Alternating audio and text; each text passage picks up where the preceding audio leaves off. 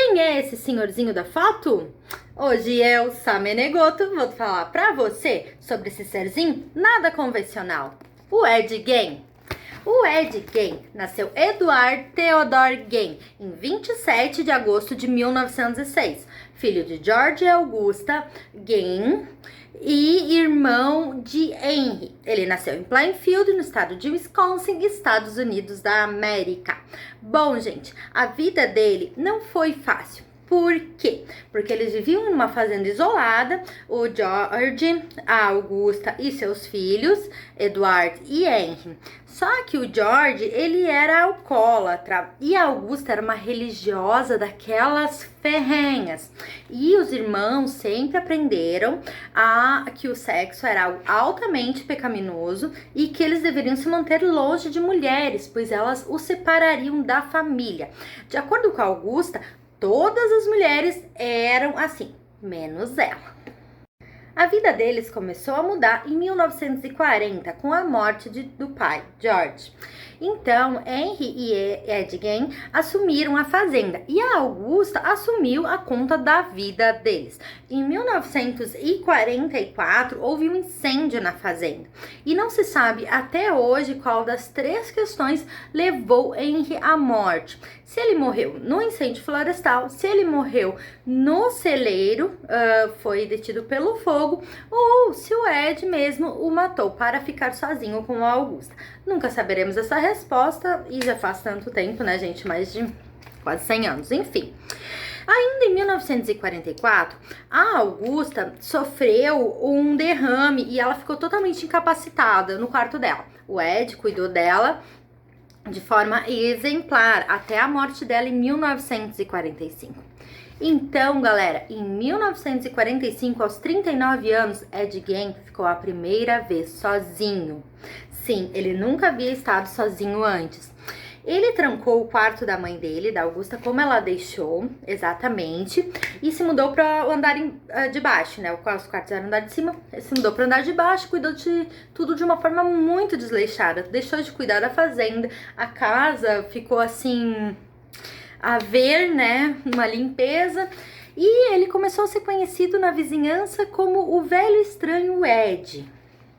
Aqui as coisas começam a ficar um pouco mais interessantes. Ed começou a se interessar muito pela anatomia feminina e a pesquisar muito. Ele gostava muito também de saber dos crimes de guerra, da Segunda Guerra Mundial, e ele pesquisava sobre essas coisas. Ele tinha um amigo, mais ou menos da mesma idade, que era solitário também, o Gus. E juntos eles começaram a olhar os obituários e a desenterrar corpos femininos recém-sepultados com a idade aproximada da mãe do Ed. O Gus acreditava que o Ed estava fazendo estudos científicos, mas as coisas que o Ed fazia com esses corpos é de cair o queixo para qualquer um, gente. Então, quando o Gus foi para uma casa de repouso, por causa da idade, ser sozinho e tal, ficou difícil para o Ed desenterrar esses corpos. Então, ele teve que tomar outra alternativa, né, gente? Pegar a vítima viva e ele mesmo dar fim à vida dela. O Ed pegava os corpos que ele desenterrava, dissecava e guardava algumas partes. Como eu disse, o Gus foi internado, né? E ele não tinha mais como desenterrar. Então, em 1954, ele resolveu partir para o assassinato, para ter mais corpos. A primeira vítima foi Mary Hogan, de 54 anos. Ela trabalhava numa taberna, ela estava sozinha no momento. Ele entrou, deu um tiro calibre 32 nela e botou ela na picape e levou para a fazenda. E lá fez o que ele costumava fazer com os outros corpos de mulheres. Em 1957, o Ed foi conversar com Frank Warden, que ele era um xerife substituto. E esse xerife contou para ele que ele ia sair caçar sábado, dia 16, com um amigo, não sei o que. Quem organizou tudo foi a mãe dele, Dona Berenice Warden e tal, que tinha uma loja, né?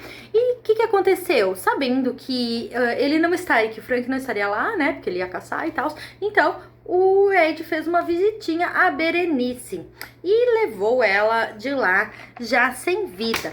Quando o Frank voltou e ele chegou lá e a mãe dele não tava, e ele achou um recibo de uma venda de anticongelante para quem? pro Ed Gein. Ele chamou daí o xerife, né, porque ele era o xerife substituto, foram pra fazenda do Ed, não o encontraram, mas ele estava jantando num restaurante nas proximidades, e estava já terminando, então eles chegaram, Ed, a gente precisa ter uma conversa e coisa. E o Ed disse assim, eu não matei a Berenice. Como ninguém havia falado da Berenice, eles logo deteram, né? Levaram ele pra fazenda. E a lista de coisas que encontraram nessa fazenda, gente, só um pouquinho que já conto pra vocês. Itens encontrados na fazenda do Ed Gein. Poltrona feita de pele humana, cinto feito de mamilos, uma cabeça humana, 4 narizes, um coração humano, um terno masculino feito inteiramente de carne humana, uma mesa escorada com ossos de canela humana, 9 máscaras mortuárias feitas com as faces das mulheres que decoravam o quarto dele, pulseiras de pele humana, um par de calças de pele humana, acho que eu não coloquei aqui, ele colocou uma vagina na calça, sabe, porque ele gostava de vesti-la e se sentir mulher.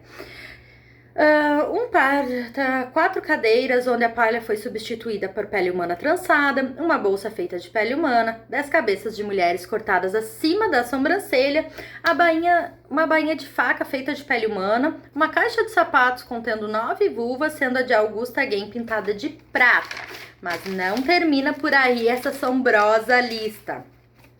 Uma cabeça humana pendurada no cabide, uma camisa feminina feita de pele humana, várias cabeças humanas encolhidas, 2 crânios enfeitados ao pé da cama dele, 2 lábios humanos pendurados num barbante, coroa de crânio transformada em prato de sopa, uma geladeira repleta de órgãos humanos, cabeças recheadas com jornal e expostas como troféus e um sutiã feito com o torso de uma mulher.